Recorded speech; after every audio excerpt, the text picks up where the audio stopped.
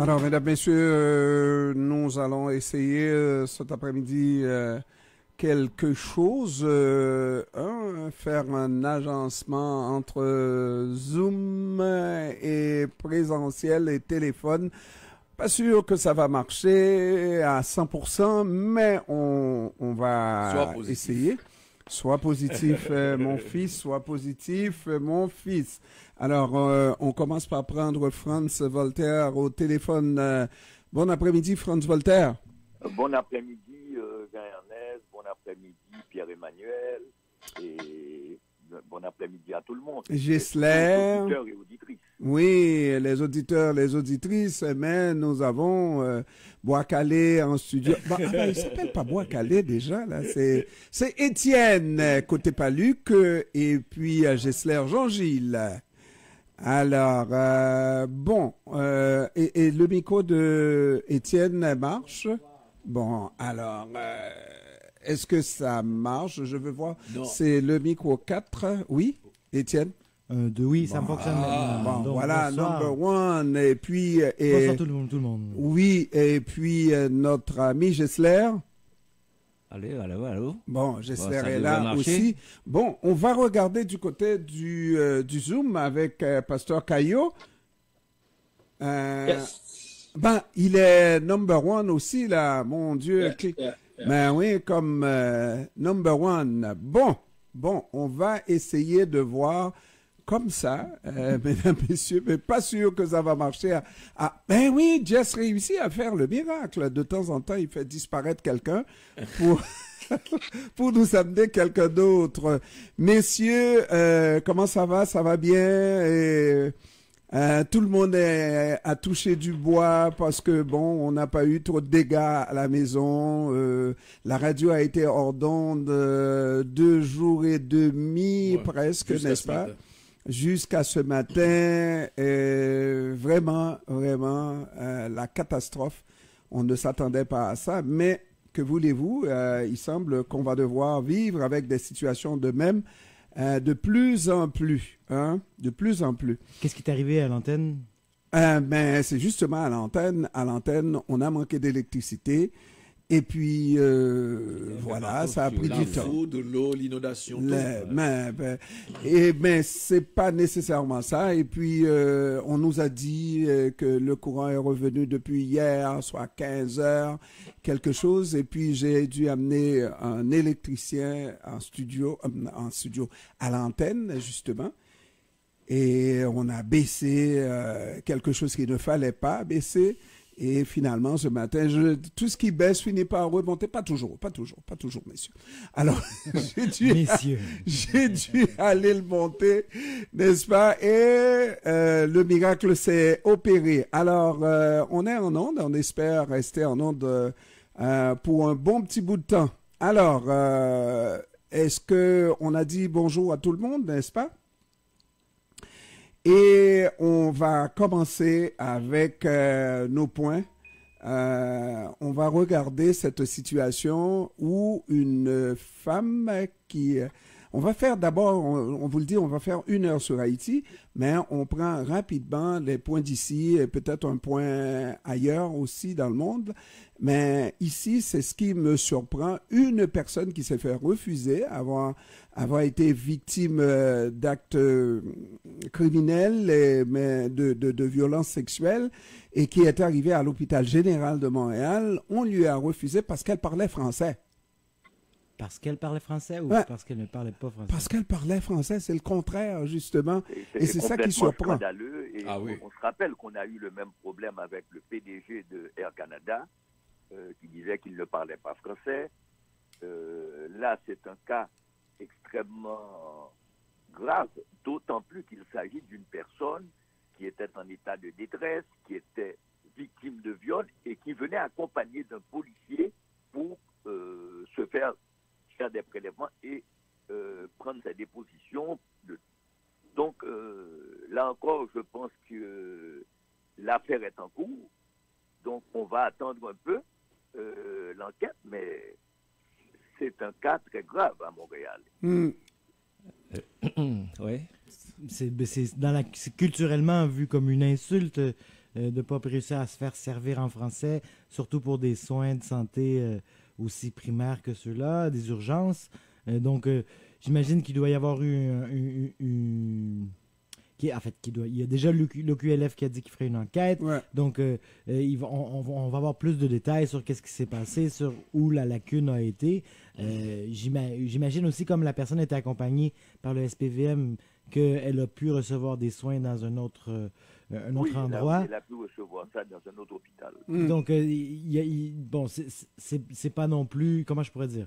Je pense que c'est un cas important qu'il faut suivre mais c'est un cas isolé aussi. C'est ça, mais une fois qu'on saura plus de détails, on pourra voir c'est quoi qu'est-ce qui est la cause de tout ça et qu'est-ce qu'il faudra changer si jamais il faut le changer, ou en tout cas pour pas que ça se reproduise. Mais c'est clair que ça peut être très insultant au niveau culturel ici de se faire servir seulement en anglais, de pas être capable de se faire servir en français pour moi-même aussi sensibles que ceux-là. Je n'ai pas demandé de soins, mais j'ai visité au moins 2 ou 3 reprises à l'hôpital Juif de Montréal. Ils sont tout à fait bilingues. Et il me semble que c'est normal. Hein? Est-ce que c'est l'hôpital général ou bien l'hôpital juif? Non, c'est ça, c'est l'hôpital. Un cas d'hôpital juif, un cas de l'hôpital général. Mais ça fait partie du CUSUM. Non, mais moi je pense qu'il y a 2 aspects là-dedans. D'abord, il y a une part d'inhumanité que quelqu'un, quel qu'il soit, puisse se présente à un centre de santé pour un cas quelconque, n'importe lequel, et qui se fait refuser pour quelque motif que ce soit. Déjà, c'est inhumain. Deuxièmement, il y a un aspect politique là-dedans que les nationalistes vont exploiter avec raison.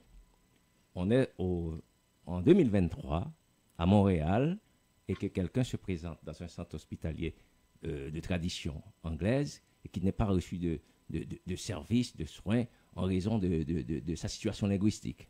Là, c'est vraiment inacceptable. C'est inacceptable et stupide. Ça rappelle, même à Montréal, on peut penser qu'il y a dans des situations où des jeunes se sont fait refuser l'entrée dans certains commerces en raison de leur couleur de peau, de leur origine ethnique, mais qu'un élément de la majorité au Québec fasse l'objet d'un tel mépris, là, ça nous renvoie automatiquement aux années 30-40 aux États-Unis, où au Québec, et même au Québec, où les gens étaient refusés parce qu'il était noir, parce qu'il il parlait pas. Là, c'est la langue du blanc que cette femme n'a pas parlé. Hein. Ouais. Donc c'est le speak white là qui était appliqué contre elle. J'ai hâte d'avoir plus de détails sur ce qui s'est passé. Comment on peut refuser des soins? Est-ce que c'était parce que son cas n'était pas urgent? Est-ce que c'était trop sensible? En général, on a un délai pour faire ces tests-là, qu'on appelle la trousse, n'est-ce pas? Pour pouvoir aller chercher des indices pour porter plus tard des accusations contre la personne. Alors, un prélèvement, ça se fait quasiment sans avoir à communiquer bien longtemps avec une personne dont on ne connaît pas la langue, mais on comprend surtout que la personne était accompagnée de policiers du SPVM. Généralement, quand c'est la police qui accompagne quelqu'un à l'hôpital, ça relève de l'urgence. Il passe avant tout le monde. Donc, bon, Jean-Emmanuel, tu as quelque chose où c'est le même rythme du couloir? Non, le rythme du couloir. C'est ça, c'est l'indignation. Non, non, de la salle de nouvelles, non. Non, mais c'est reprendre tout ce que vous avez dit, c'est-à-dire c'est indignant, c'est inacceptable ce qui s'est passé. Et dans un contexte où effectivement il y a une relance sur le fait français au Québec, sur le fait français surtout à Montréal, le recul du français à Montréal. Je crois que ça va mettre de l'eau au moulin de certains nationalistes identitaires et qui vont relancer par le mauvais bout la question de la langue. Et je suis d'accord avec vous, surtout, je ne sais pas si c'est Étienne qui l'a dit tout à l'heure, c'est quand même un fait exceptionnel. On est au Québec et justement, les gens ont droit à un service en Ils français. se sont battus Et- pour avoir un service en Absolument, Non seulement en droit, mais absolument. il y a une histoire de bataille assez longue C'est ça. pour réussir à avoir tous ces services-là Le, parce que le fameux Speak White évoqué par notre Gessler. Gessler, et il y a pas longtemps, c'est revenu, et cet incident, parce que c'est quelque chose d'exceptionnel quand même, on n'entend pas ce genre de cas à répétition, très heureusement. Donc moi je dis qu'il faut être plus vigilant parce Absolument. que je suis sûr que l'hôpital va s'en excuser. Alors, Jess, on va faire un tour du côté de Pasteur Caillot, parce qu'on se demande aussi, parallèlement, messieurs, la question de la langue est plutôt complexe. Franz l'aurait dit, hein, c'est assez complexe parce que le même Speak White dont on parle ici, là, c'est souvent cette même salade que se font servir certaines personnes d'expression autre que le français ou l'anglais, mais qui vivent au Québec et qui se font dire assez régulièrement. Lorsque l'expression vient couramment, on ne l'arrête pas. On peut, entre nous, messieurs, se parler en créole parce que nous sommes des créolais. Mais voilà que Étienne Côté-Paluc, qui fait partie de la majorité, nous dit, mais speak white, parlez français. Pasteur Caillot, ça va bien? Ça va très très bien, merci. Vous avez appris, mais je viens avec le vous tout de suite là. Tu as appréhendé la question, hein? C'est qu'on soit au Québec et qu'on se fasse dire exprimez-vous en anglais ou qu'on lui refuse le service parce qu'elle ne parle pas anglais, c'est extrêmement grave et je me pose la question. Quelle est la situation de celui qui ou de celle qui parle le créole, qui ne s'exprime pas ni en français ni en anglais? Ben, moi, je pense que chacun doit d'être servi dans sa langue, la langue que cette personne peut maîtriser. Donc, je pense que lorsqu'on parle de soins, lorsqu'on parle de situation d'urgence, donc il y a cette dimension d'empathie. Il faut faire un pas vers celui qui vit c'est-à-dire ce contexte de vulnérabilité. Donc, moi, c'est au-delà même du droit, de la loi, etc., mais c'est plus une question d'humanité. Donc, je crois que la madame, la patiente ou celle qui s'est présentée à l'hôpital, donc au nom de la dignité de l'humain, donc on se doit de faire tout en son possible, donc pour accompagner quelqu'un et lui prodiguer donc les soins dont cette personne a besoin. Donc, je te lance cette question-là parce que je sais que comment on appelle les brebis, non c'est pas lui c'est le pasteur, c'est lui qui le berger. C'est le berger, le bon berger, hein, le bon berger qui reçoit beaucoup de fidèles, j'imagine. Certaines ne parlant pas tout à fait bien le français, n'est-ce pas, qui sont aussi dans des situations qui pourraient se présenter et qui pourraient se faire dire bon, on ne vous donne pas ce soin-là puisque on ne vous comprend pas. Mais moi, je pense qu'il faudrait, fondamentalement parlant, cette compassion pour l'humain exige de nous cette dimension d'empathie. Il faut comprendre l'autre, il faut être à l'écoute de l'autre. Donc, il faudrait, si on veut vivre en cette compassion de façon active, de façon efficace, donc on se demande, mais quelle est la meilleure façon pour l'autre de s'exprimer. Mais si l'autre, mais c'est le créole, c'est le français, c'est l'anglais, c'est l'espagnol. Donc, qu'on mette en place ce qu'il faut pour accompagner l'autre et qu'il reçoive ce dont il a besoin compte tenu de sa situation. Et la nouvelle tendance, messieurs, ça serait pour les allophones, la nouvelle tendance, c'est un délai de 6 mois pour s'exprimer en français. Sinon, on n'a pas droit à ces services-là. Pour obtenir des services en français ou dans une autre langue, n'est-ce pas, que le français, il faut qu'on vive au Québec pendant moins que 6 mois. Mais à partir du 6e mois, on est censé pouvoir comprendre le français. On va vous offrir le service uniquement en français.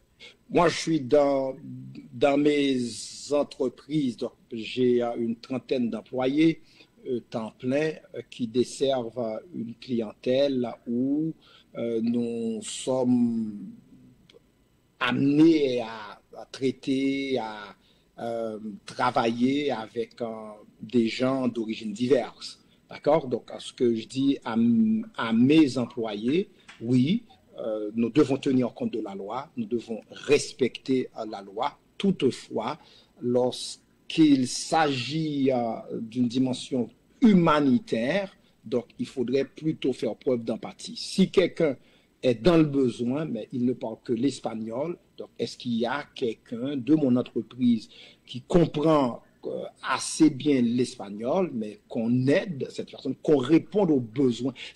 Donc, lorsqu'on parle d'humanité, bien, il faut aller au-delà de la loi. Il y a ce qui est légal, il y a ce qui est moral. Pour moi, il y a une responsabilité morale à répondre aux besoins fondamentaux de quelqu'un, même s'il n'arrive pas à s'exprimer dans la langue officielle, et même si on devrait faire une entorse à la loi. Donc, moi, c'est mon dos, c'est avant tout ce qui me lie, la responsabilité morale.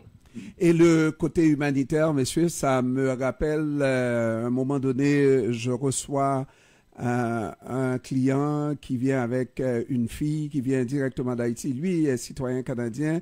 Les enfants sont nés en Haïti. Le statut est clair. C'est des enfants ils sont canadiens par la citoyenneté de leur père. Par contre, la question de la résidence, c'est autre chose en droit. Il y a une période de temps, les questions de 6 mois qu'on doit passer. Et puis, l'enfant a un trou au cœur.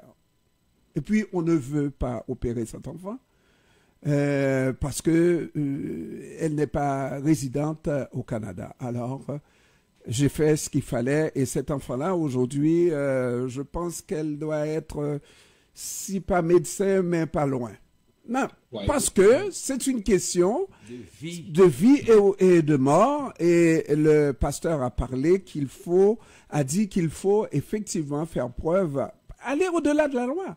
J'ai dit à mon ministre de l'Art, là, l'enfant est là, elle a besoin d'une opération, les parents n'ont pas les moyens d'opérer. Si vous laissez mourir l'enfant, nous allons appeler la presse. Là, c'est une autre dimension. C'est plus le droit, c'est une question de société. Maître Pierre, oui. Vous soulevez une question extrêmement importante et qui touche beaucoup de nos compatriotes, mais aussi des Latinos, des Africains qui sont venus par le chemin Oxfam. Le fait qu'il y a beaucoup de gens qui n'ont pas de littératie numérique, le fait que beaucoup de gens ne parlent pas nécessairement ou le français ou l'anglais, il se trouve que ces gens qui doivent remplir des papiers, qui doivent aller sur des plateformes, parce qu'aujourd'hui, la plupart des contacts avec l'État passent par aller sur les plateformes, et beaucoup de gens se retrouvent victimes parce qu'il y a les organismes communautaires, que ce soit la Maison d'Haïti, que ce soit le Centre d'arrivée, que ce soit le Bureau de la communauté des Haïtiens de Montréal, qui donnent ou qui accompagnent certains services ou d'autres organismes religieux, eh bien, il se trouve que il y a une forte partie de la population qui, des fois, n'arrive pas à remplir leurs papiers. Il n'y a aucun service, des fois, ou pas assez d'argent pour appuyer ces services. Donc, il y a beaucoup de nos compatriotes et de ceux qui viennent d'ailleurs qui subissent des formes de discrimination ses services. Ici, la question de la langue est aussi importante parce que beaucoup de gens ne parlent pas français en arrivant et ils sont dans une situation de réfugiés. Je ne parle pas de ceux qui arrivent comme des immigrants réguliers.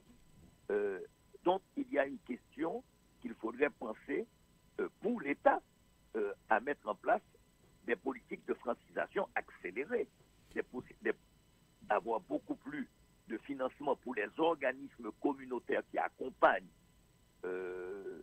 ces réfugiés parce qu'ils n'ont pas les moyens ou ils ont des moyens très faibles. Donc cette question est une question extrêmement importante qu'il faut débattre sur la place publique. Oui, ben Franz, ce qui a été dit et ce qui dégage de manière consensuelle ici, là, lorsqu'il est question de vie ou de mort, de santé publique, il n'est plus question de langue. Il est question de sauver la vie d'un individu, de lui porter secours, assistance, n'est-ce pas? Non, ça on est d'accord, c'est des cas extrêmes. Il y a une masse de gens qui arrivent. Oui, oui. L'aide sociale, ils n'arrivent pas on ne peut pas faire une loi en mesurant, en disant que cette personne-là vit au Québec depuis 6 mois et devrait comprendre le français, et on prend pour acquis que cette personne comprend le français, alors que la personne a besoin d'un interprète. Oui, Jean-Pierre, par rapport, on va revenir un petit peu sur l'hôpital, parce que l'hôpital général, c'est un hôpital que j'ai fréquenté en 2003, parce que ma femme a eu un gros accident. On était obligé d'aller se faire soigner là-bas.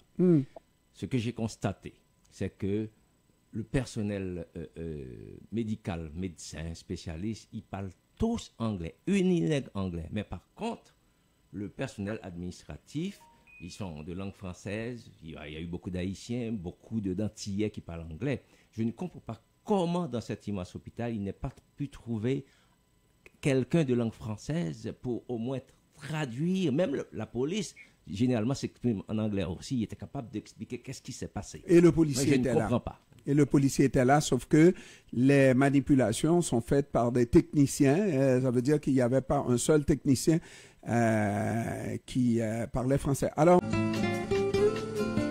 mesdames, messieurs, nous sommes de retour avec Pasteur Caillot qui est avec nous en direct par Zoom, Franz Voltaire, Gessler Jean-Gilles, et puis...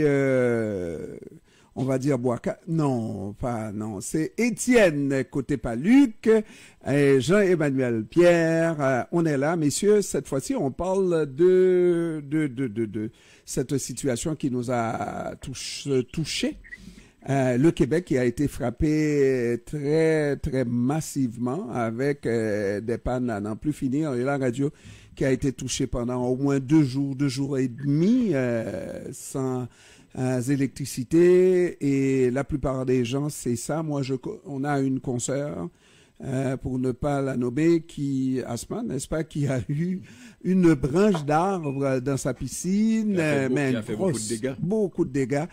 Et ça, c'est peut-être les dégâts les moindres, n'est-ce pas? Et tout le monde a été touché, de sorte que, messieurs, moi-même, en fait, c'est, je dirais, la première fois que j'ai pu voir autant de pluie d'un coup.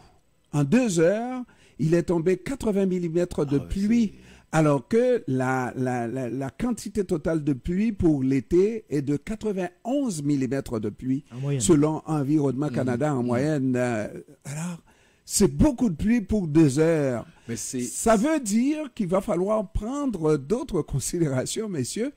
Ça va revenir de plus en plus des situations semblables. Et parallèlement, vous avez des incendies ailleurs, vous avez de tout et de tout pour dire que l'humain ne maîtrise plus la nature. Ce que ça dit d'abord, c'est dire aux sceptiques, aux climato-sceptiques, que la réalité est là. La réalité est sous votre barbe tous les jours. On a, pour une raison ou pour une autre, là c'était à un certain moment pluie de grêle, c'était à la fois des tempêtes inappropriées, des températures dans des moments tout à fait à l'envers. Il y a quelque chose qui est en train de se passer. Souvent, je dis que la personne se sent déséquilibrée parce que le discours souvent qu'on a, c'est que les environnementalistes parlent aujourd'hui de refroidissement de la planète.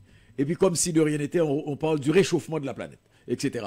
C'est vrai que des fois, on peut être troublé, etc., etc. Mais ce qui est certain, et c'est pour ça que j'aime le terme changement climatique, il y a quelque chose qui est en train de changer. Il y a quelque chose qui est en train de se passer, et c'est cette réalité-là. Et moi, je peux vous dire que j'étais sur les routes au moment de cette pluie, de cette tornade.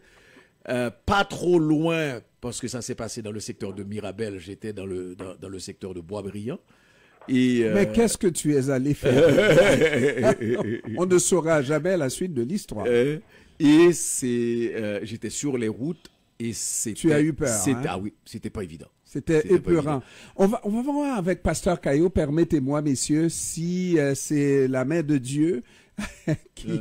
Mais Pasteur, c'est la main de Dieu qui agit, c'est... La main de Dieu, ou plutôt l'irresponsabilité de l'humain. Ouais. Lorsque nous saccageons la nature, eh bien, nous aurons à vivre avec les conséquences. D'un point de vue biblique, l'humain avait pour mandat de gérer cette nature, de gérer cette terre, mais on vit plutôt un saccage démentiel de ce qui est autour de nous et on soumet cette nature à une vision instrumentaliste, capitaliste, de négocentrisme tellement, je dirais, putride. Eh bien, que voulons-nous? Mais la nature nous rend notre belle monnaie de pièce. Là. Mais en même temps, à chaque fois que le gouvernement veut couper des routes, faire des pistes cyclables et tout ça, enlever des parkings, il y a un gros soulèvement populaire de l'autre côté. Mais c'est pour ça que le pasteur dit nous. C'est ça. C'est Ouais, nous. Non, c'était pas lui, c'était pas vous. C'était renforcé ce qu'il a dit. Oui, c'était pas renforcé ce qu'il a dit. Moi, je pense que le climat, c'est comme le bateau Yves de Rimbaud. Le climat devient fou. Regarde, il n'y a pas longtemps, c'était le cycle des incendies dans le Nord, pendant au moins 2-3 mois, que ce soit de l'Ouest, dans l'Alberta, au Québec.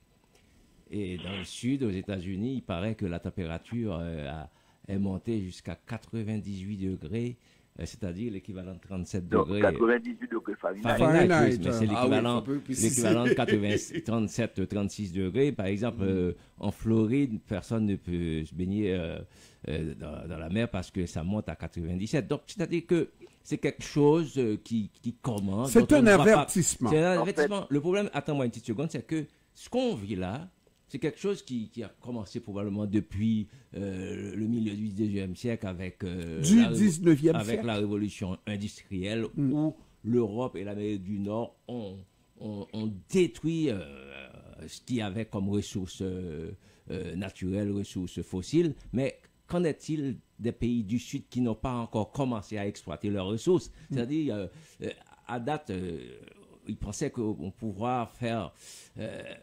augmenter le niveau de la température au moins 2 degrés pour tout le monde. Maximum. C'est si dans les pays occidentaux on décide de faire le changement d'énergie fossile pour l'énergie. Occidentaux, c'est un mot impropre. Pour une fois, là, messieurs, je me permets de vous corriger.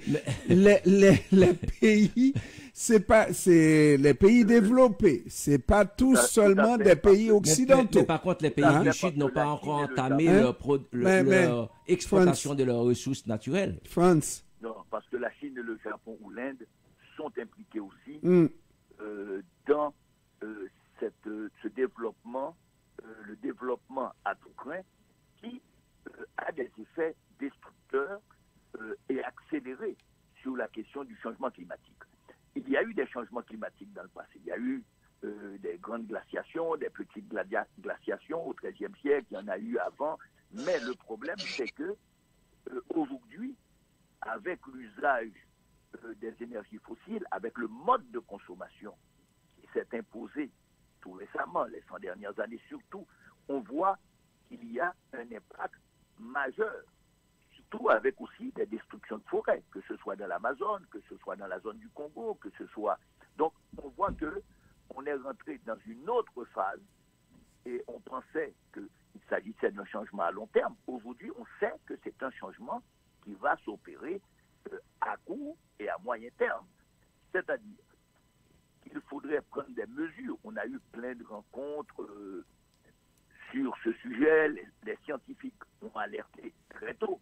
Moi, je me rappelle qu'il y avait ce professeur d'université qui, dès les années 70, M. Marvin Harris, qui annonçait qu'effectivement, si on tentait de continuer ce modèle de développement, eh bien, il faudrait peut-être un autre soleil à côté du soleil pour pouvoir suivre. Donc, il y a une nécessité, je dirais, immédiate de prendre des réelles mesures et non pas de différer ces mesures. Mais personne aussi, alors ça c'est l'autre aspect, il y a aussi, je dirais, un refus de population, des populations de la plupart des pays développés, d'accepter ce changement. Et donc, il y a des compromis, des fois des compromissions autour d'une politique environnementale sérieuse. Il y a certes, je dirais, une connaissance scientifique qu'il faut agir et tout de suite. Mais politiquement, il y a des réticences à pouvoir faire ces changements, comme un peu, on dirait, pas dans ma cour. Pas dans ma cour. Mais Franz, est-ce qu'on peut dire, de manière générale, messieurs, est-ce qu'on peut dire qu'il y a, même si on ne parle pas de consensus, pour dire que quelque chose se passe, il y a quelque chose qui se passe qu'on n'avait jamais vu auparavant. On nous dit souvent que c'est cyclique, la nature fait des siennes par cycle, mais en tout cas, les gens qui vivent au moment où on se parle, qui vivent peut-être la moitié de l'autre siècle et qui sont encore vivants, ces gens-là n'ont jamais vu de tels débordements de la nature. Donc, on doit forcément arriver à la conclusion qu'il se passe quelque chose que l'humain ne maîtrise pas. Il faut aussi, je pense... Juste pour terminer.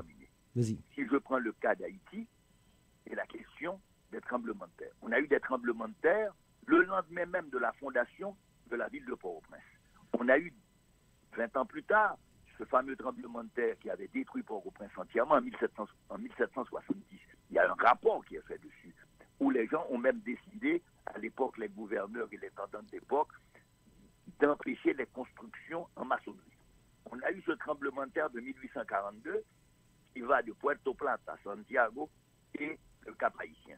Il y a un rapport fait parce qu'il y avait Demisvar Delorme, cet écrivain haïtien, qui a été témoin de cela et qui a laissé un rapport, d'ailleurs, qu'on a republié tout récemment. Et on se rappelle qu'en 1905, il y a eu aussi un tremblement de terre à Kingston. Tremblement de terre qui vient 200 ans après de ce tremblement de terre qui a eu lieu à Port-Royal en Jamaïque. Le problème, c'est que les failles ne connaissent pas les frontières. L'épicentre d'un tremblement de terre peut être aussi bien à la Jamaïque qu'en République dominicaine, qu'en Haïti. Donc, on sait très bien que ce sont des phénomènes récurrents. Oui, mais les phénomènes s'accélèrent aujourd'hui parce que la déforestation, l'occupation de zones protégées du littoral, d'anciennes zones protégées. Ici, on a le même problème avec les gens qui sont allés au bord des lacs et on sait qu'il y a des inondations qui vont venir.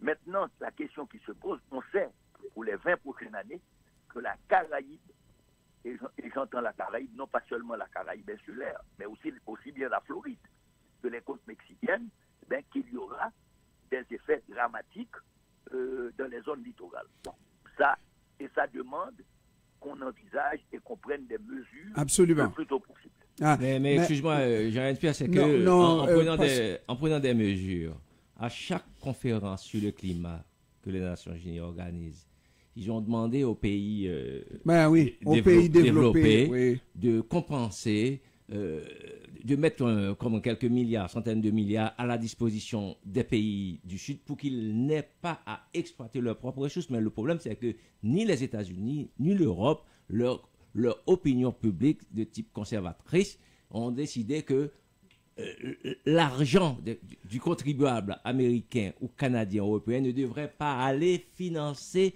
le développement de ces pays-là. Alors, mais c'est même pas le développement Étienne... seulement, Gessler. C'est un problème que 90% des problèmes de réchauffement climatique sont dus à l'action des pays développés. Donc, des pays développés c'est même pas un problème de développement. Exactement. Et c'est parce qu'on exploite le pétrole de certains pays. C'est pas les Africains qui exploitent ni en Angola, ni au Gabon, ni au Congo-Brazzaville le pétrole. Ce sont des entreprises comme Total qui le font.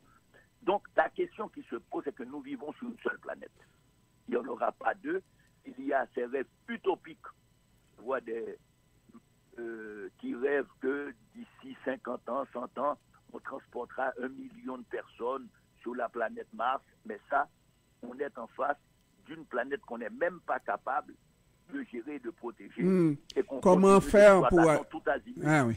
Et on le voit dans des pays, à la fois des pays nordiques, puisque les effets du réchauffement climatique, on les voit au Canada, on les voit en Russie, on les voit dans les pays nordiques, mais on le voit aussi dans le Sahel. C'est-à-dire que on pose la question, le réchauffement climatique va conduire dans les pays du Sud à l'accélération des migrations. Alors, va conduire à des problèmes majeurs sur l'occupation dans les villes du littoral. Oui, Étienne, tout à l'heure, tu as commencé aussi à parler et peut-être continuer avec Gessler. Tu vis dans un pays sous-développé. À un moment donné, ce pays-là et d'autres pays sous-développés de la Caraïbe doivent amorcer un développement. Et comment amorcer le développement si effectivement l'expérience du développement, je dirais, nord-américain ou même européen, c'est un modèle à ne pas suivre. Comment faire pour aider ces pays à ne pas suivre le même type, le même schéma qui nous donne ces résultats-là aujourd'hui? C'est une bonne question et bon, par chance, on arrive à un moment où les technologies sont un peu plus évoluées. Donc aujourd'hui, il y a quand même de plus en plus de panneaux solaires, par exemple, en Haïti. On attend l'arrivée des premiers... J'ai vu une ou deux motos électriques en vente dans dans des showrooms. On attend l'arrivée vraiment de l'électrique parce que j'imagine que pour les mécaniciens, c'est un peu plus compliqué à gérer. Mais l'électricité fait défaut déjà en Haïti. On parle de développement. Le gaz aussi, mais... Dans le terme de développement, il n'y a pas la lettre D dans le mot développement en Haïti, là. Alors, est-ce qu'on va attendre l'électricité ou l'éolienne pour amorcer? Et est-ce qu'on a les moyens de faire ça par nous-mêmes? Il y a des panneaux solaires, il y a beaucoup, beaucoup de panneaux solaires. C'est sûr que c'est loin d'être le cas de tout le monde, mais la plupart des petits business ont leurs petits panneaux. C'est vraiment quelque chose qui est de plus en plus répandu. Et ça va faire un petit développement. Si on parle du développement, non, mais ça, quand on parle de développement, là, on voit les cheminots. On est encore plus... Il faudrait commencer par la gestion des déchets, la gestion des résidus en général. Tout ça et le curage des ravines ou des ravins en français. Donc, c'est sûr qu'au niveau du développement, parce que... Mais Haïti, ça prend de l'aide. Mais je pense que oui et non, dans le sens qu'on oublie souvent, mais Haïti ne consomme presque rien au niveau matériel. Il faut consommer. À un moment donné, il va falloir consommer. Mais dans la manière dont les choses se font en ce moment en Haïti, le niveau n'est pas élevé dans l'emballage, comme ça peut l'être ici. Il ne doit pas nous faire le coup de cet expert après le sinistre à Radio-Canada, un Français, qui a dit mais vous allez reconstruire pour Haïti, il ne faut pas leur donner des châteaux, hein. Eux, ils veulent des petites affaires, hein. D'où le projet, le grand projet de reconstruction de la Croix-Rouge. La Croix-Rouge américaine. Qui avait rassemblé près des centaines de millions de dollars au nom d'Haïti et qui avait construit d'immenses villages de 2 pièces. De 2 pièces. Et 10 maisons de 2 pièces pour 500 millions de dollars. Mais pour revenir au changement climatique, il y a quand même, je trouve ça intéressant aussi parce que, comme le disait Franz, l'extrême majorité, si ce n'est pas presque la totalité des émissions de gaz à effet de serre, pour ne parler que de ça, parce qu'on parle des changements climatiques, viennent des pays occidentaux ou des pays, entre guillemets, développés. J'aime pas trop ce terme, mais même si on peut dire développés si on retire le D, mais donc, mais c'est-à-dire que ce que je veux souligner, c'est que en regardant les chiffres, par exemple, de la température que je suis allé chercher là, pour l'hémisphère nord dans les dernières années, c'est vraiment à partir des années 80 que l'augmentation est spectaculaire. C'est-à-dire que avant, il y a eu des augmentations, il y a eu une augmentation entre les années 20 et les années 40 au 20e siècle, mais ça s'est un peu stabilisé par la suite, et c'est vraiment à partir des années 80 que là, on voit l'explosion littérale des gaz à effet de serre, de la température ambiante. C'est donc lié, c'est sûr, à quelque chose qu'on a tous vécu, c'est-à-dire la manière dont on a tous vécu ici autour de la table. Donc, c'est aussi la manière dont nous, on a vécu chacun et comment drastiquement changer nos habitudes. On n'a toujours pas trouvé de solution. Et déjà, l'emballage, si on pouvait arrêter l'emballage. À Montréal, on a pris les dispositions pour cet effet. Laissez-moi terminer avec mon pasteur Caillot, parce qu'on a tendance à oublier qu'on a mon bon pasteur Caillot. La grande visite, n'est-ce pas? Pasteur Caillot, avant d'aborder la question d'Haïti, parce qu'il est assez impliqué, un dernier mot sur l'environnement, les changements climatiques, avant d'aller à la pause. Moi, je pense que l'humain, c'est un être fondé en dignité, et qui dit dignité parle de responsabilité. Donc, nous sommes capables d'assumer. Et moi, ce que je crois, c'est nous ne sommes pas condamnés à cette fatalité.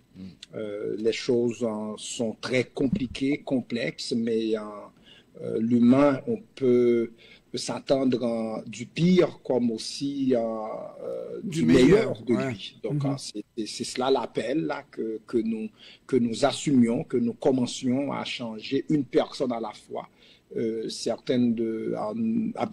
C'est-à-dire nos habitudes, notre rapport à l'existence. Quand on dit que l'humain est capable du meilleur comme du pire, est-ce que l'humain, placé dans des conditions extrêmes, n'arrive pas toujours à trouver des solutions? Et on amorce des solutions. Il y a des solutions, sauf que il y a ce yin et ce yang qui se battent, n'est-ce pas, pour l'environnement. C'est une chose qu'on semble opposer au développement. On dirait que c'est contraire à l'environnement par rapport au développement. Moi, je pense qu'on n'est pas condamné à s'inscrire dans ce paradigme où toujours l'environnement et le développement ne pourraient pas cohabiter.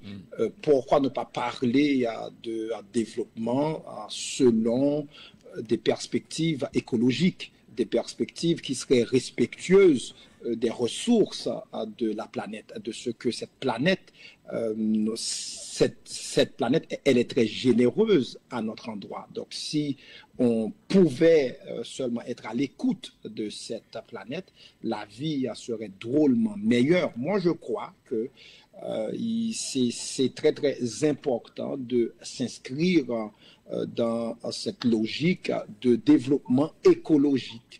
Et oui, c'est beaucoup plus rentable même. Absolument. On pourrait s'en rendre compte très vite. Alors donc, mesdames, messieurs, on va faire la pause de l'heure et au retour, on amorce la question haïtienne avec cette résolution de l'ONU.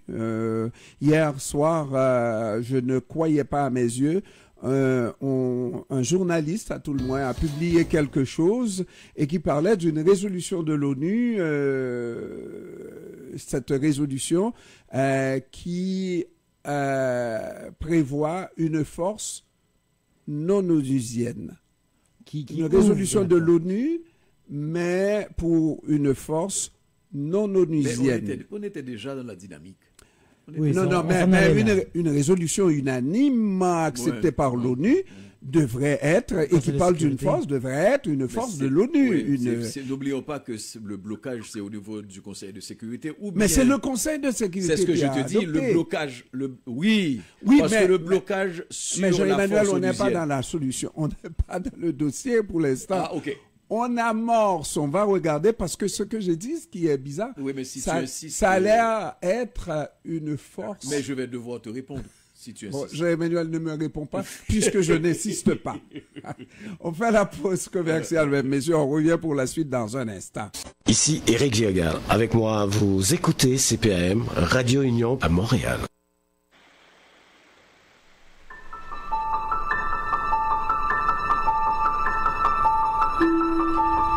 Les enfants, le travail, les transports, on court, on se bouscule, on se salit, on s'insulte. Arrêtez tout. Le samedi vous fait grâce. Musique, littérature, sport, cinéma, analyse et commentaires, l'information sous toutes ses coutures, avec Jean-Ernest Pierre et son équipe, tout à meilleur goût le samedi. Grâce matinée, votre petit plaisir du week-end.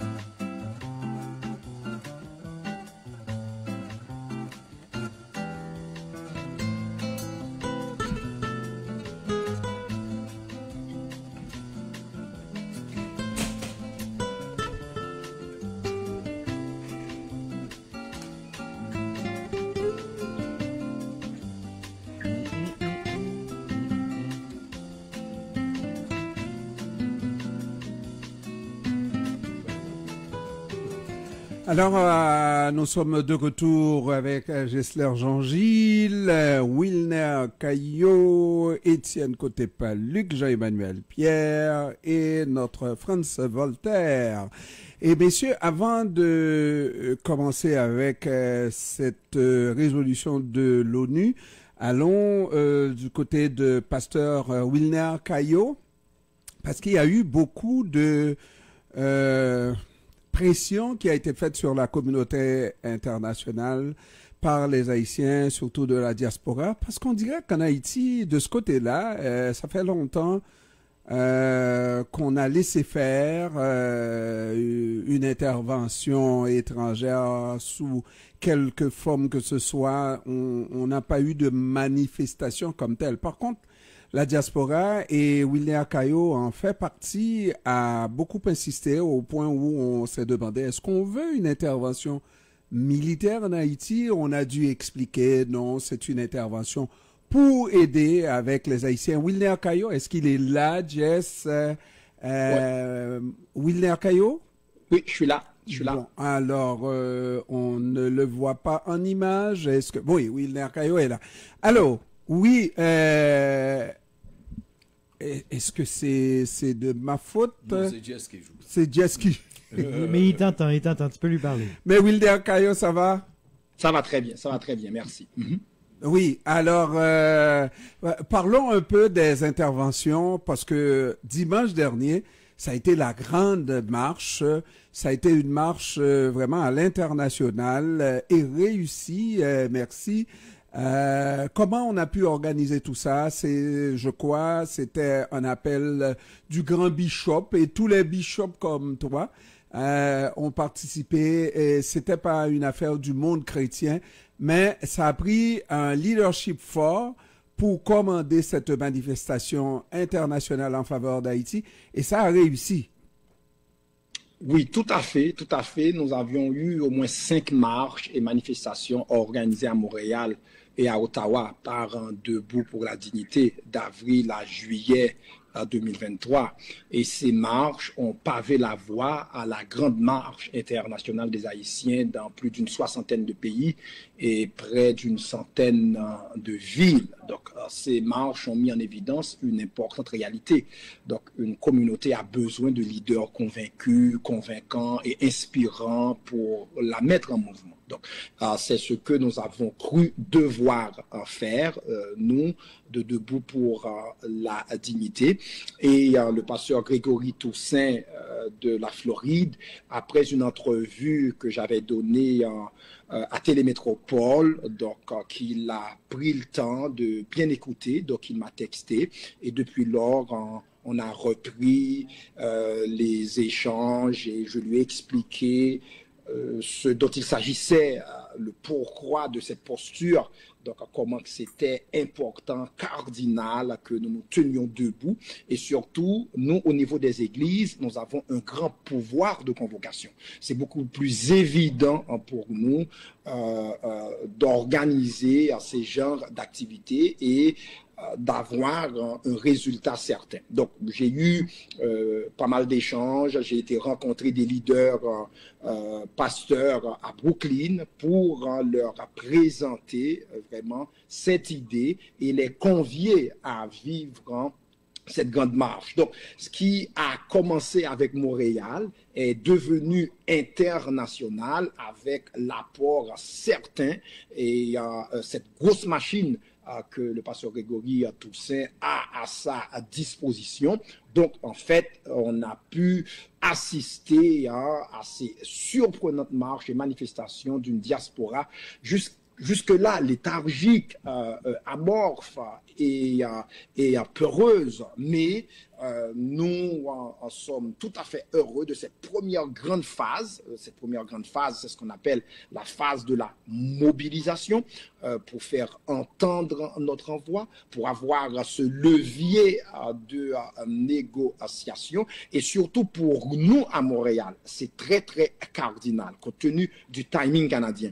Le Canada a un leadership sur le dossier de sécurité en Haïti. Rappelons-nous que Joe Biden, en visite à Ottawa en mars dernier, avait demandé au Canada de prendre la tête d'une force internationale pour lutter contre l'insécurité en Haïti. Et le Canada refusait, compte tenu de la défaveur de cette option au sein de certains membres de la diaspora et le refus de certaines gens en Haïti. Mais Debout pour la dignité, ayant discerné l'état chaotique et les souffrances des Haïtiens sur le terrain, moi-même j'étais en Haïti en janvier, j'ai rencontré des gens, j'ai parlé avec des gens, j'ai rencontré des policiers et puis ces gens nous priaient et nous demandent, et je suis en contact avec des gens clés qui travaillent à l'intérieur de la police nationale en Haïti aussi, des gens honnêtes parce que faut bien le dire, oui, s'il y a beaucoup de magouilleurs en Haïti, s'il y a de ces oligarques qui nous font très mal, de ces politiciens apatrides sans conscience, mais il y a aussi des gens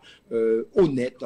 Et ces gens nous ont clairement dit, please, devenez notre voix. Donc, Debout pour la dignité, donc à militer pour une action dans l'urgence, afin de s'attaquer efficacement à l'insécurité endémique. Le gouvernement canadien, donc suite aux pressions de nos manifestations et aussi à l'intervention ou à d'autres représentations d'autres secteurs, donc ce gouvernement est sorti de son indifférence et a annoncé une implication de 100 millions de dollars dans le dossier d'Haïti. Donc le gouvernement canadien voulait une résolution du Conseil de sécurité de l'ONU afin de mettre en œuvre son plan. Mais avant ça, parce que nos amis vont intervenir sur le dossier aussi, avant ça, je pense comme on dit souvent, le diable fait une œuvre qui finit par le tromper lui-même, n'est-ce pas? On parle de la mésentente entre les Haïtiens. Le gouvernement canadien a réussi à réunir tous les Haïtiens de la planète contre son projet d'aider Haïti à partir de la République dominicaine. Et tout le monde a dit non.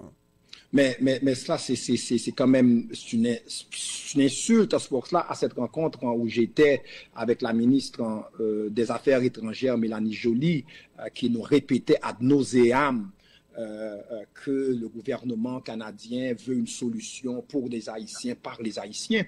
J'ai dû prendre la parole pour lui dire, permettez que je sois dubitatif. Je ne sais pas, je ne connais pas d'Haïtiens compétents qui vous conseillerait d'aller mettre un bureau de coordination en République dominicaine. Donc, on est encore dans ce paradigme paternaliste, car en aucun moment de la durée, une solution par des Haïtiens, pour des Haïtiens, aurait commencé par l'installation d'un bureau en République dominicaine. Donc, la ministre nous a clairement dit, mais j'entends. Donc, c'est pour cela que nous sommes en train de continuer à taper fort et à faire entendre notre voix, car nous ne voulons pas de solution pour nous sans nous, car les 40 dernières années n'ont pas donné de résultats sérieux. La MINUSTAH, qui était une force de stabilisation de la paix, mais n'a fait que stabiliser la misère en Haïti. Donc, nous devons être très, très sceptiques de toute solution qui serait mise en œuvre sans vraiment prendre en considération la nécessité d'avoir des Haïtiens ou des gens d'origine haïtienne ou des gens qui connaîtraient très, très bien la réalité haïtienne pour une solution durable. Donc, nous disons au gouvernement, il faut que nous soyons partie prenante de cette solution au niveau de sa conception, de son exécution et aussi de sa supervision. Absolument. Et il faudrait qu'une fois pour toutes, qu'on sorte de ce cycle infernal là, d'échecs à répétition. Et nous ne voulons plus non plus nous inscrire toujours dans cette posture de mendicité. Moi j'ai eu honte. C'est pour cela que nous lançons, nous Debout pour la dignité, une phase 2 du mouvement. Après la mobilisation, eh bien, c'est la phase 2, opération sécurité dans la dignité. Car nous ne voulons pas seulement demander au gouvernement d'utiliser nos taxes et nos impôts dans cette démarche pour lutter contre l'insécurité en Haïti, nous sommes prêts aussi à mettre de nos sous. Donc c'est cela, il y a une grosse campagne qui va être lancée pour trouver 1 million d'Haïtiens qui vont faire un don de $100, que nous puissions avoir au moins une centaine de millions de dollars pour mettre sur la table cela et discuter avec le gouvernement haïtien, c'est-à-dire le gouvernement canadien. Et si vous me permettez ce terme créole que l'on chérit bien, on veut s'asseoir autour de la table en grand monde. Un grand monde. C'est-à-dire des gens qui décident eux-mêmes de leur avenir. Absolument. Et on ne peut plus avoir à recevoir des dictées seulement parce que qui finance dirige. Et nous sommes capables de le faire. Alors, messieurs, on réagit rapidement par rapport à ce qui s'est dit. Oui, et Gessler, oui. Oui, je pense que c'est une démonstration de force que le milieu religieux un peu partout à l'étranger, même en Haïti, ont réalisé. Donc, ça donne à réfléchir non seulement à la communauté internationale, mais aussi à la classe politique haïtienne. Mais moi, je ne connais pas l'objet de cette marche, le pasteur. Est-ce que c'est une marche pour forcer l'international à intervenir le plus rapidement possible? Est-ce que c'est une marche pour imposer à la communauté nationale des Haïtiens qui ont la compétence et l'intégrité, la respectabilité mais c'est qu'il pour faut? qu'il faut? Mais c'est pour que quelque chose se passe dans le dossier d'Haïti. Mais on ne peut pas rester comme ça. Et ce qu'une petite question pour le pasteur, c'est est-ce que dans la logique des organisateurs de cette marche, il est envisagé que on va prendre en compte au niveau de l'aspect sécuritaire les deux composantes des forces de sécurité en Haïti, à savoir l'armée et la police? Est-ce que c'est dans les cartons? Non, mais parce qu'on sait que la communauté internationale... C'est quoi le rapport entre l'armée, la police et la manifestation? Non, c'est parce que maintenant ils ont une aura écoute, ce qui s'est passé là, c'est quelque chose. C'est-à-dire que c'est comme, il s'impose comme l'interlocuteur privilégié, mais même à la place du gouvernement. Mais on sait que la communauté internationale est réticente à ce que les forces armées participent au projet de stabilisation du pays. Ils vont financer la police. Il n'y a pas de force armée. Il y a une force armée sur le papier, mais dans la réalité... mais tu peux faire avec. Tu peux pas faire sans. Tu peux pas faire avec. S'ils sont 2500, tu peux pas faire grand-chose avec. S'ils sont 2500 à 3000. Tu peux pas faire grand-chose avec. Bon. Maintenant, oui, messieurs, comment on réagit? Bon, la première chose, c'est qu'il faut, moi, différemment des autres réactions, l'international reste dans des eaux connues. Hein? Absolument. C'est la même chose. Qui a évoqué tout à l'heure le fait, c'est le pasteur Caillot qui a évoqué le fait que le Canada, les États-Unis a lancé la patate chaude aux Canadiens, les Canadiens qui se sont retirés finalement après moult et moult simagrées d'avions qui ont survolé, de bateaux qui ont flâné. Et aujourd'hui, on se retrouve avec ce qu'on a toujours eu, en fait, quand on lisait entre les lignes. Le Canada, depuis le début, disait contacter des pays...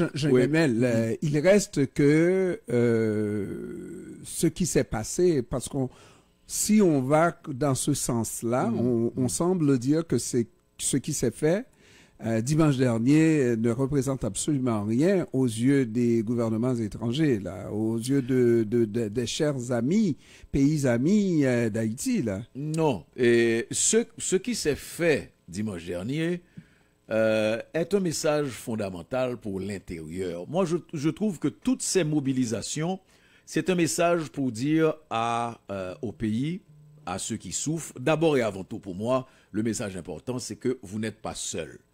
Et qu'on est en train de dire, là où on est, aux dirigeants de tous ces pays, qu'on est fatigué, qu'il faut absolument trouver une situation, qu'il faut fermer le robinet de sang, arrêter l'hémorragie, ok, au moins juguler l'hémorragie.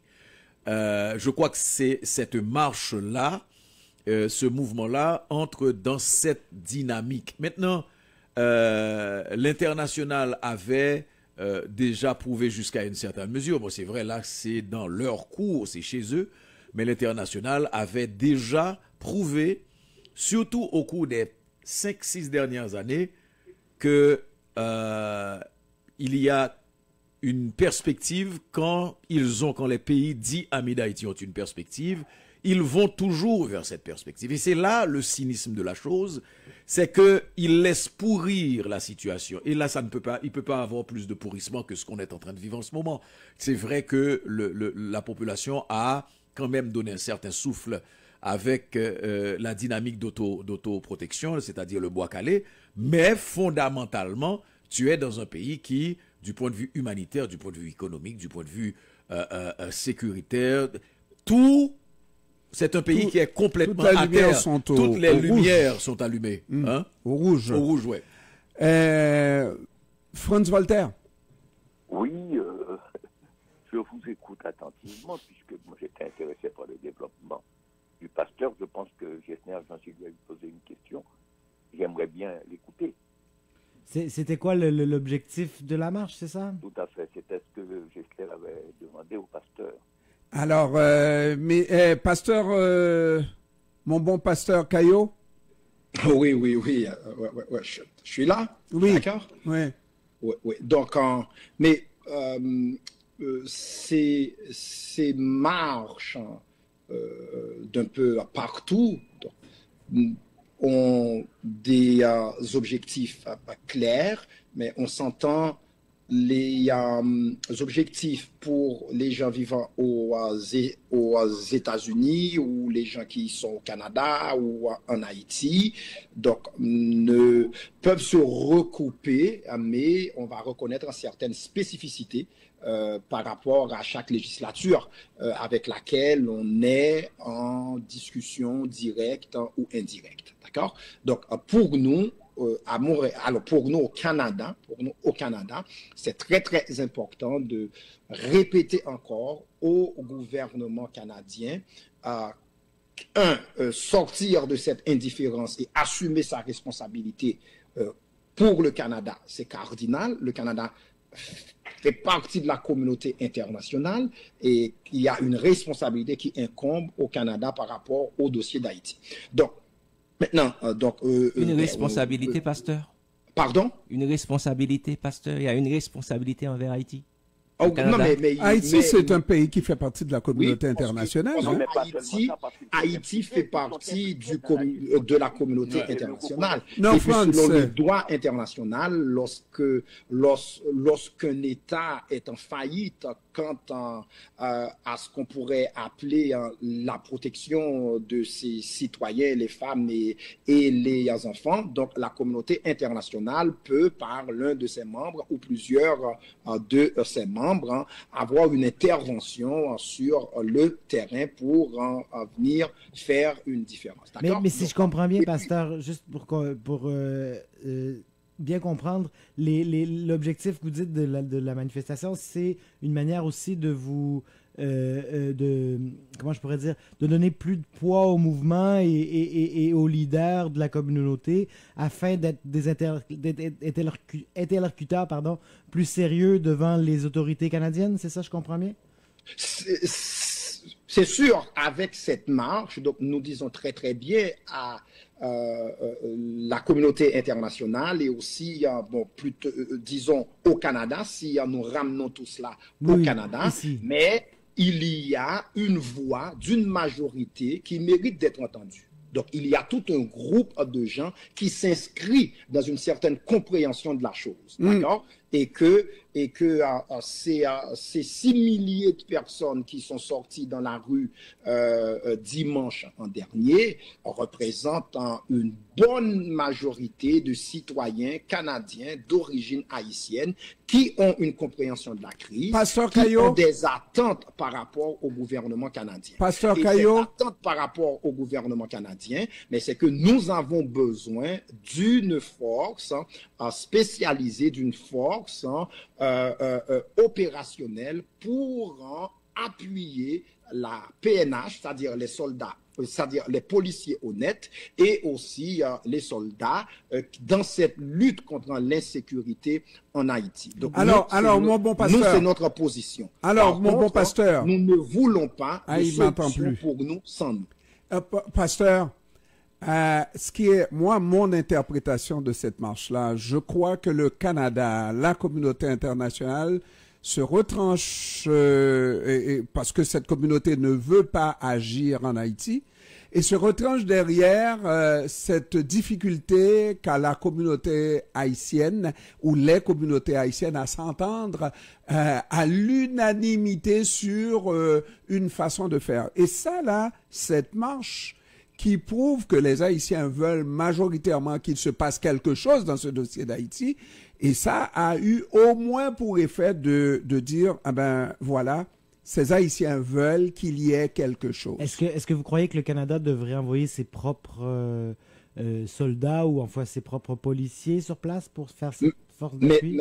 Mais nous le répétons sur tous les forums, derrière tous les micros, mais nous avons assez de gens, nous sommes partout là, les Canadiens d'origine haïtienne, mais nous sommes très nombreux dans les forces armées canadiennes.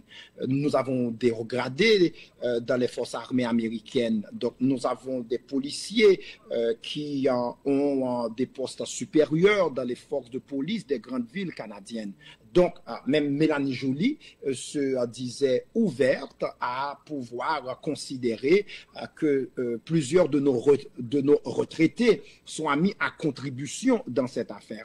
Haïti, entendons-nous, Haïti, c'est pas l'Afghanistan. Haïti, c'est pas la Syrie. Haïti, c'est pas l'Ukraine. Dans mes échanges avec quelques hauts-gradés de l'armée canadienne, ils nous disent, mais soyons sérieux. Alors, c'est sous couvert de l'anonymat. Ils disent, mais ne pas être capable de savoir où est Iso, Tilapli, Vitellum, ces gens-là, mais quand même, on sait on sait comment aller chercher ces bandits-là. En l'espace de quelques semaines, s'il y a une véritable volonté politique, restaurer la sécurité en Haïti, c'est très, très faisable. Donc, nous ne demandons pas à ce qu'on envoie des Canadiens qui n'ont rien à faire avec la réalité d'Haïti. Nous avons assez de gens compétents, honnêtes, d'origine haïtienne dans les forces armées canadiennes ou les forces armées américaines. Si on fait un travail sérieux, on s'assoit une fois pour toutes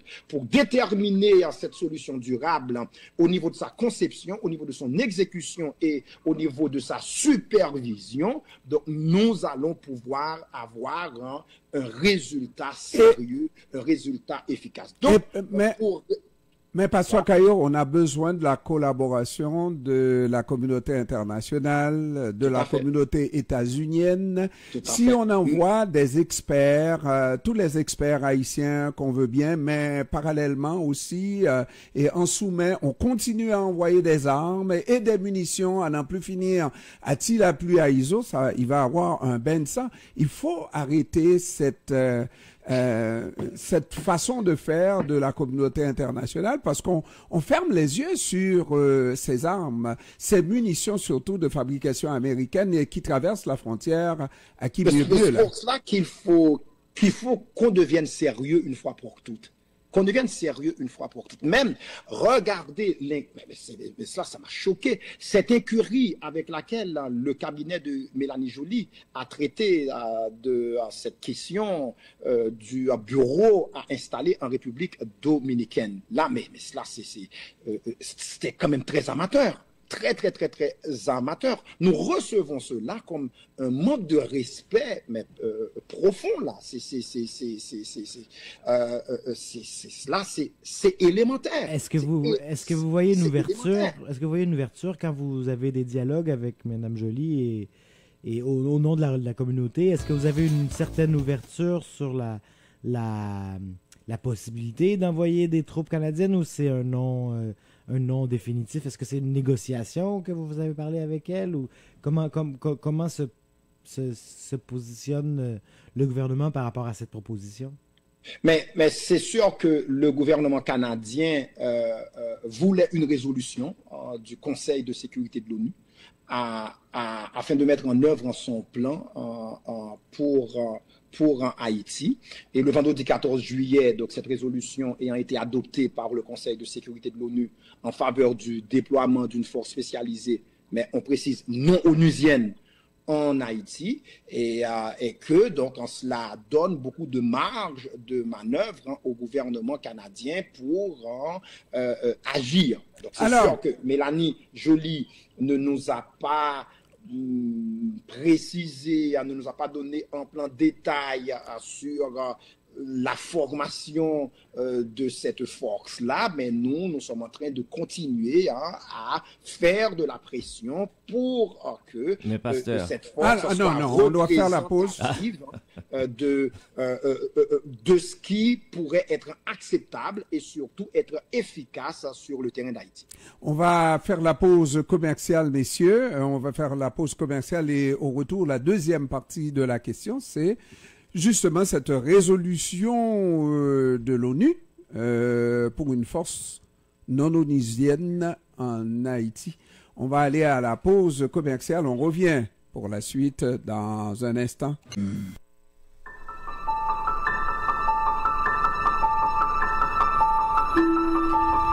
Les enfants, le travail, les transports, on court, on se bouscule, on se salit, on s'insulte. Arrêtez tout. Le samedi vous fait grâce. Musique, littérature, sport, cinéma, analyse et commentaires, l'information sous toutes ses coutures, avec Jean-Ernest Pierre et son équipe, tout à meilleur goût le samedi. Grâce matinée, votre petit plaisir du week-end.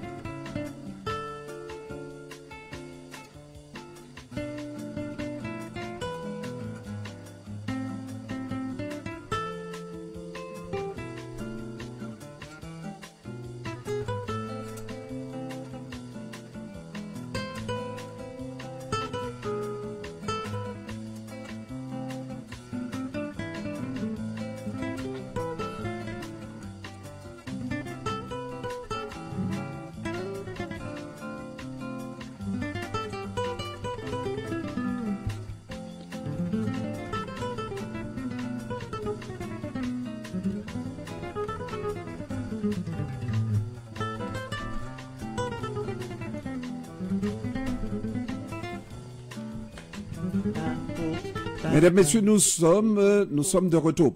Si tu veux être chanteur, là, Jean-Emmanuel, sois chanteur. Mais arrête de nous casser les oreilles. Mais sois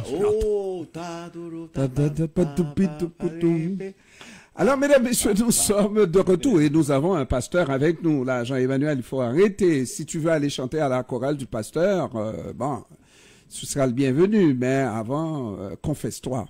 Ou convertis-toi. Non, j'étais ceux qui ont connu les 12 apôtres. J'étais un des chanteurs des 12 apôtres. Un chanteur des 12 apôtres. Ouais. Chanteur de pommes.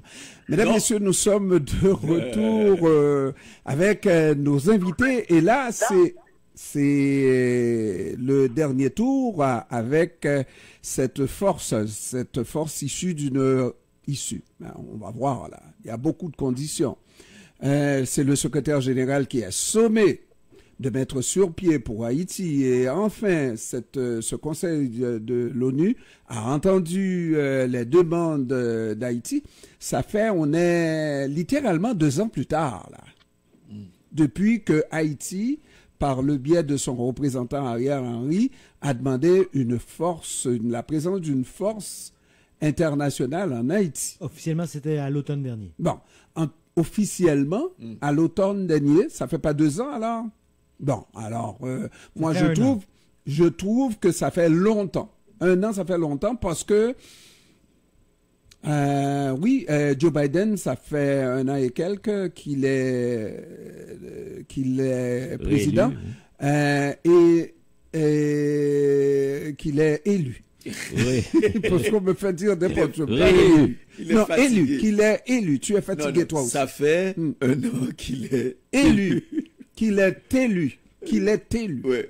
Il est élu. Alors, par réélu.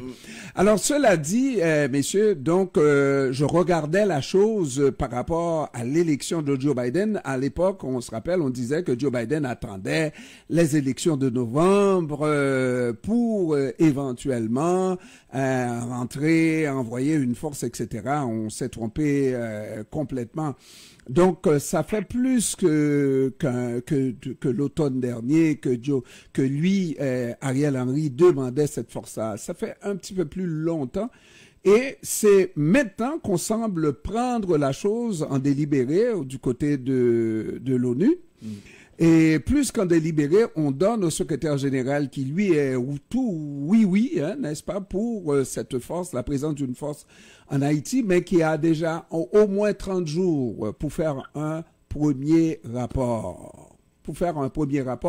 Et j'ai dit dans les coulisses que le rapport du secrétaire général est déjà tout fait. Il a déjà dit tous les mots qu'il va mettre dans ce rapport pour intéresser la communauté internationale à envoyer en Haïti une force armée non onusienne. Messieurs, rendez-moi fou ou sage, il y a quelque chose que je ne comprends pas. Avec ce qualificatif de force non onusienne, ça cache quelque chose? Pourquoi une force non onusienne qui va voir le jour après une résolution unanime de l'ONU? Donc, dans cette unanimité, Jean-Pierre, tu vois que la Russie et la Chine ils ont voté pour. C'est-à-dire qu'il faut regarder ce que recherchent la Chine et la Russie dans toutes les conférences qu'ils ont faites sur Haïti. La Chine et la Russie ont toujours mis en garde contre un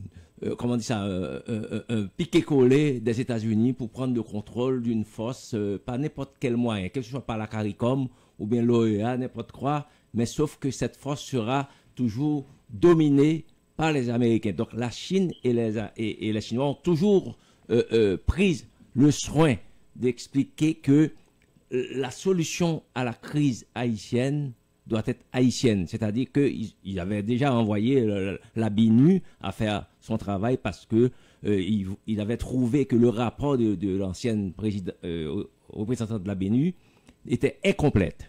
En ce sens que toutes les parties qui sont impliquées dans la crise haïtienne n'étaient pas consultées seule une partie liée au Premier ministre, les petits partis qui tournent autour du Premier ministre. Donc la Chine et la Russie avaient dit que c'était pas complet. Bon, maintenant, qu'est-ce qu'il faut voir? Dans cette résolution prise à l'unanimité, c'est-à-dire que la Chine et la Russie ont voté pour, mais ils attendent au tournant le secrétaire général. Ils attendent que le secrétaire général fasse son travail pour aller consulter toutes les parties en Haïti et faire un rapport qui puisse être potable pour tout le monde. Ça sera une entité non onusienne? Oui, ce sera non onusien.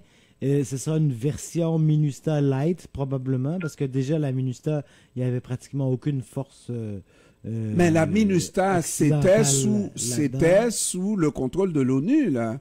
Exactement, mais ça va être une version, réduite. J'ai bien compris. C'est hybride. C'est hybride. Appuyé par le Bureau des Nations Unies. C'est ça. Haïti. Il va avoir, genre, 71 formateurs au bureau du BINU, à la représentation des Nations Unies, qui vont encadrer surtout la police.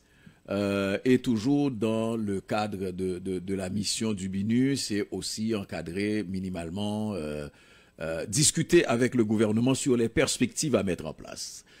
Ce sont donc des spécialistes qui vont être là. On parle de 71, le chiffre était plutôt précis. Ensuite, je crois que, bon, je l'ai déjà dit sur le fait qu'il n'y a rien de nouveau, mais bon, qu'est-ce que les négociations au niveau des pays de la région et aussi d'autres pays d'Afrique comme le Rwanda, le Zimbabwe, je crois aussi, qui avaient exprimé un certain désir de participer, les pays de la CARICOM, etc. Quelle forme ça va prendre? Jusqu'à présent, c'est un flou artistique qui nous laisse dans une situation relativement statique. On attend les 30 jours du rapport. Il faut attendre les 30 jours avant de s'exprimer. 30 jours encore, c'est 30 jours de tour. Attendez-moi, pasteur. Franz Voltaire. Oui, bon, de toute façon, écoutez, il y a eu des interventions qui ont été faites, que ce soit en 65 en République dominicaine, où l'on a utilisé ce qu'on appelle le TIA, qui était le traité militaire qui permettait aux Américains d'intervenir. Ils sont intervenus tout seuls en Irak.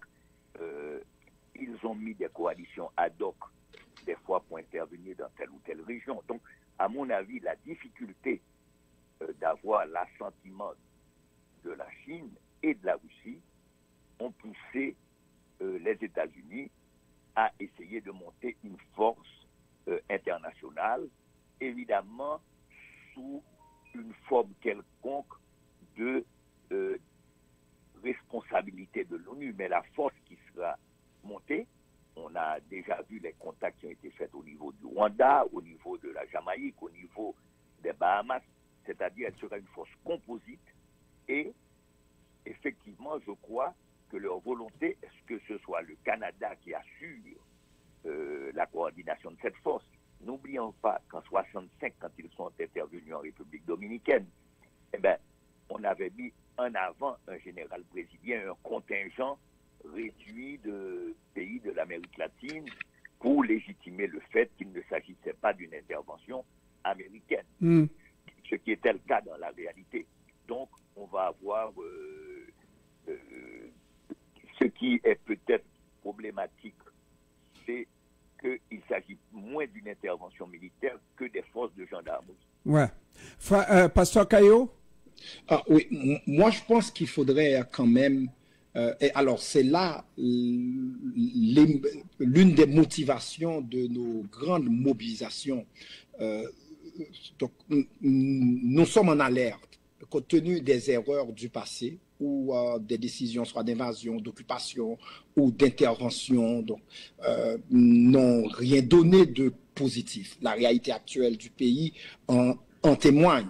Donc nous croyons qu'il est nécessaire vraiment de dénoncer encore une fois toutes les décisions qui sont prises pour nous, sans nous. Nous voulons nous asseoir autour de la table des décisions et que notre présence se fasse sentir pour cette solution durable. Donc là, nos gens sont en alerte. Mais Pasteur Caillot, nos gens lorsqu'on parle de gouvernements locaux, par exemple, on est au Canada avec le gouvernement du Parti libéral sur lequel on peut faire pression. Mais est-ce qu'il est question de l'ONU et c'est là aussi où on a senti que la chose était biaisée. Lorsque l'ONU veut prendre des résolutions qui lui permettent d'intervenir en Haïti, il n'a pas besoin, ne prend pas de pression ou de consentement de qui que ce soit là. L'ONU intervient. Moi, je pense que cela va se préciser, mais selon toute probabilité, c'est plutôt le Canada qui va assumer cette coordination et ce leadership-là. Lors de la rencontre avec Mélanie Joly, le 6 juillet dernier, s'il y a un élément qu'elle soulevait, c'était la difficulté d'agir sans cette résolution du Conseil de sécurité de l'ONU. Donc, je pense le Canada attendait l'adoption par le Conseil de sécurité de l'ONU, l'adoption de cette résolution en faveur du déploiement de cette force-là. Donc, le Canada a un rôle clé à jouer. Le Canada, donc, c'est le timing canadien, je dis bien, donc, d'où l'importance des pressions que la diaspora canadienne est en train de faire sur ce gouvernement. Donc, nous disons encore une fois, il faudrait qu'une fois pour toutes, nous sortions Haïti de ce marasme-là. La mobilisation est une première arme, mais le point financier est une deuxième arme. C'est pour ça que nous lançons l'opération sécurité de la dignité. Nous voulons égaler le montant du gouvernement canadien afin de prendre notre place autour de la table en grand monde. C'est-à-dire, nous allons lancer cette campagne qui commence déjà, donc trouver 1 million d'Haïtiens qui vont donner $100 chacun. Donc, avoir au moins 100 millions de dollars pour égaler à ce que le gouvernement canadien dit qu'il souhaite dépenser dans cette aventure. Parce que c'est très, très important. On veut sortir de cette posture de mendicité. On veut sortir de cette logique-là où l'on est en train toujours de quémander à l'international. Et lorsqu'on réfléchit pour nous, lorsqu'on décide pour nous, sans que notre emploi ne se fasse sentir autour de la table quant à la conception, à l'exécution et à la supervision de la solution, les résultats ne sont pas joyeux. Voilà. C'est pour cela que je lance cet appel à toutes les personnes qui écoutent présentement cette émission. Donc, il y a l'opération sécurité dans la dignité.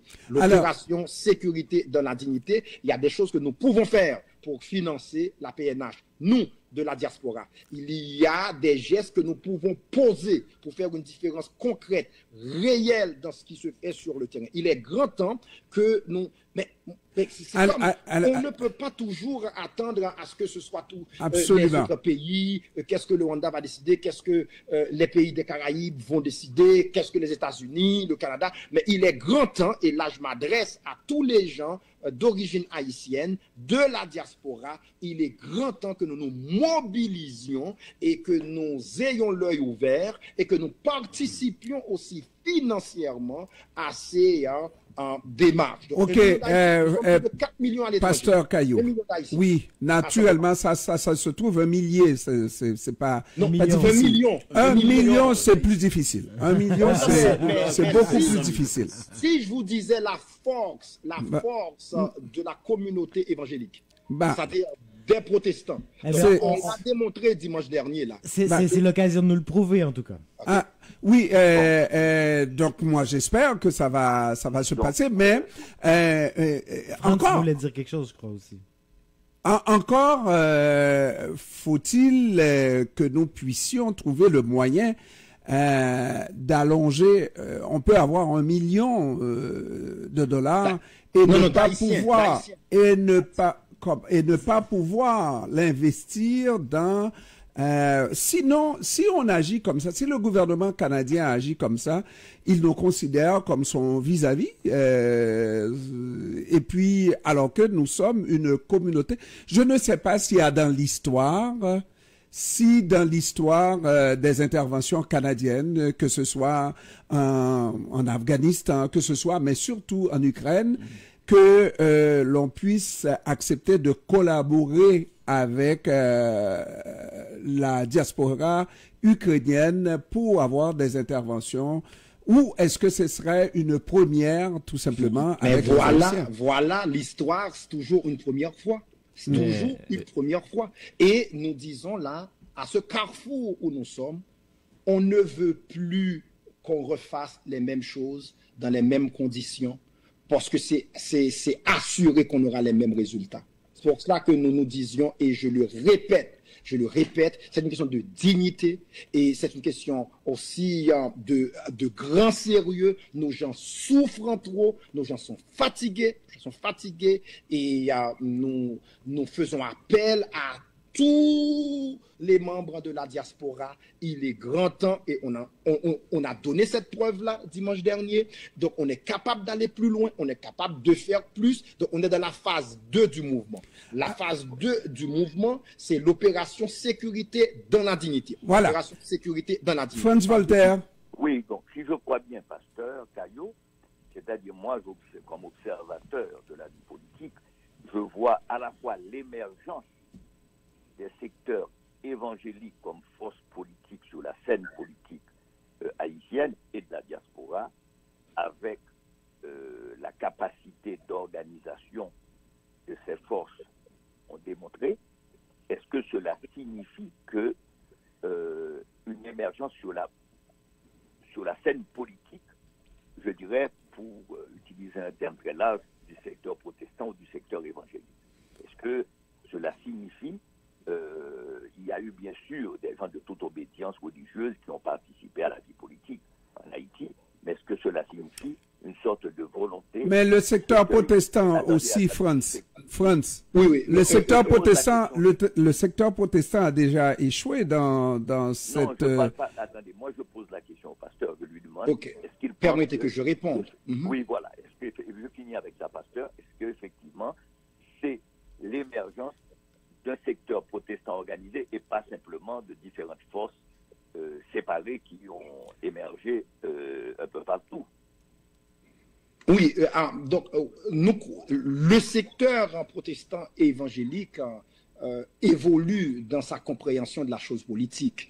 Et c'est un secteur qui, pour nous qui sommes à la base aussi de ce mouvement, notre compréhension de l'évangile doit atteindre en l'humain dans sa dimension holistique, dans tout ce qu'il est. La compassion pour l'humain, elle doit être une compassion active. S'il y a des sphères de la vie qui ont un effet direct sur ce que les gens expérimentent dans leur quotidien, mais c'est bien l'une de ces sphères-là, c'est la politique. Donc, nous disons, faut-il bien que des gens qui ont Haïti à cœur, des gens qui aiment l'humain, des gens qui croient à ce qu'on pourrait appeler des valeurs de probité, d'intégrité, de générosité, mais que ces gens se retrouvent partout pour faire une différence réelle, concrète pour notre pays. Ceci étant dit, nous ne voulons pas que le prochain leader ou la prochaine équipe, que cette équipe réponde à des critères religieux, protestants, catholiques, Y, Z choses. Non, ce n'est pas ce que nous voulons. Ce que nous voulons, c'est que le secteur protestant comprenne clairement son mandat citoyen et qu'il s'implique pour une différence concrète, réelle. Alors, mais pasteur, ce que je voulais dire, ce secteur-là aille beaucoup plus loin que cela, que nous ne parlions même plus de secteur protestant, que nous parlions plutôt de tous les Haïtiens, quelle que soit leur conviction religieuse, qu'ils soient athées ou pas. Eh bien, on a un seul objectif, Haïti, sortir Haïti de ce marasme-là. Oui, s'il faut mettre des gens dehors, nous savons comment nous organiser. S'il faut faire des opérations de financement, nous avons les plateformes pour en cela. S'il faut passer des messages de façon efficace, eh bien, nous pouvons en mettre à profit ce que nous avons comme en structure. Et nous disons la phase 2, elle est lancée. Alors, Pasteur Caillot, dans la dignité. Pasteur Caillot, alors, je voulais, pour ceux peut-être qui ne le savent pas,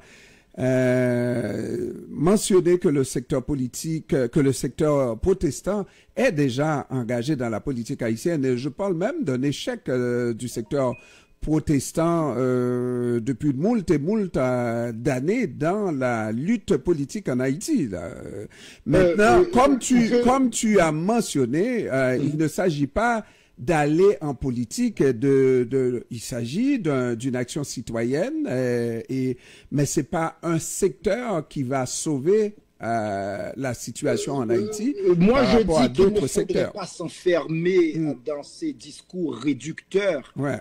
Ce qui importe ici, c'est l'humain. C'est Voilà. l'humain haïtien. Voilà. Que vous soyez vaudouisant, que vous soyez athée, que vous soyez catholique, protestant. Mais c'est comme je dis aux gens, nous pouvons avoir nos différences. Nous pouvons avoir nos différents. Un mari et une femme peuvent être en situation de divorce, mais si leur enfant se trouve sous une voiture, mais faut-il bien qu'ils se mettent ensemble Absolument. pour sauver cet enfant? Donc moi, c'est ce que je dis, il est grand temps que nous transcendions nos différences, voire même nos différends, pour sortir Haïti de cette posture Et puis- de mendicité et faire une différence pour qu'Haïti redevienne. On peut créer, Et puis, créer Pasteur des Caillot, conditions de prospérité. Pasteur Caillot, tant qu'à y être, puisque le mois a été lancé, vous n'avez pas l'intention d'être candidat, et je ne sais pas pour le pasteur Grégory Toussaint, mais pour vous, faudrait peut-être le dire tout de suite, candidat à la présidence, parce que dès que quelqu'un participe à un mouvement, ben, tout de suite, on lui donne... De cette envergure. Oh oui, mais je puis vous le préciser, je suis beaucoup plus efficace dans le rôle que je joue. Beaucoup plus efficace. Ah, mais ça, c'est un discours que j'ai déjà entendu ailleurs. Hein? Non, mais Et l'instant d'après, on change. Parce que c'est plus qu'un discours de tout mon cœur. Là où je vous parle, là, la conviction, elle est claire. Je suis plus efficace dans ce que je suis en train. Et le pasteur Grégory a dit qu'il a beaucoup plus de pouvoir là où il est. Pardon? Pasteur Grégory Toussaint a dit qu'il a beaucoup de pouvoir là où il est que d'être président d'Haïti. Oui, mais je crois que on n'a pas besoin que 12 millions d'Haïtiens deviennent présidents d'Haïti. Absolument pas. On a besoin que les Haïtiennes se mettent ensemble. Juste un, ça serait assez. Un seul, ça sécurité serait assez déjà. revienne, que nous ayons de la stabilité dans le pays, que nous puissions créer des conditions de prospérité. Absolument, Nous absolument. sommes partout, nous sommes compétents. Absolument. Nous ne mettrions pas nos compétences au service d'Haïti. Nous D'Haïti. avons fait évoluer le Canada, nous avons fait avancer le Canada. Nous sommes dans les universités, Alors- nous sommes dans les hôpitaux, nous sommes dans la fonction publique. Pasteur Nous sommes Caillot, partout. Pasteur Donc, Caillot, parce que- on se reparle la prochaine fois pour surtout galvaniser les gens, à galvaniser pour la deuxième phase. Et on sera toujours là pour supporter, n'est-ce pas? Et il était grand temps que quelque chose se passe dans cette communauté. Oui. Et nous applaudissons naturellement. Mais il y aura toujours une question de leadership. Parce qu'avec nos contraintes, lorsqu'on est déjà citoyen d'un autre pays, n'est-ce pas? On a pris une autre citoyenneté, il va falloir passer la balle à des gens sur le terrain, et ils n'attendent que ça. Hein? Et là, il faut les surveiller, oui, ok? On se comprend. N'est-ce pas, pasteur? Merci beaucoup. Donc, pour la solution durable, on doit être autour de la table pour sa conception, Absolument. pour son exécution et sa supervision. Merci beaucoup, pasteur Caillot. Merci à vous tous, guys. Merci, Franz Voltaire. Merci, bonne journée. Bonne journée. Merci Gessler Jean-Gilles. Merci, à la prochaine. Merci. Étienne Côté-Paluc. Merci à tout le monde. Venez nous suivre sur l'infolettre DYMON-Info, D-Y-E-M-O-N. Non, ne ris pas. Laisse le gars. Non, je fais ma propre promotion. Là, Oui. il faut connecter. La culture haïtienne chaque semaine dans votre boîte, dans votre inbox, donc culturelle, sociale, Cité Soleil, Jacmel, les fêtes. Lundi, là, vous allez avoir toutes les nouvelles sur Sodo qui a eu lieu depuis hier, donc les fêtes de Sodo, tout ça dans l'infolettre DYMON-Info, D-E-Y-E-M-O-N-E-N-F-O. M-O-N et En créole. E-N info. Absolument. E-N. Ben oui, c'est ça.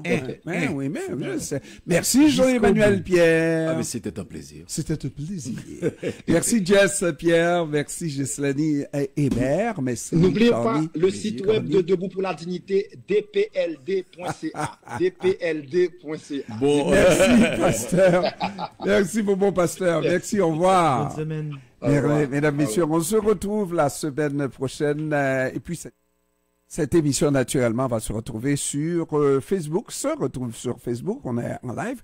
Et puis, on va la voir aussi sur YouTube, naturellement. Merci. Au revoir. À la prochaine. Entrepreneurs, hommes et femmes d'affaires. Vous avez un message pour vos clients? Confiez-le-nous. Votre clientèle nous écoute 24 heures sur 24, 7 jours sur 7. Nous sommes CPAM 1410.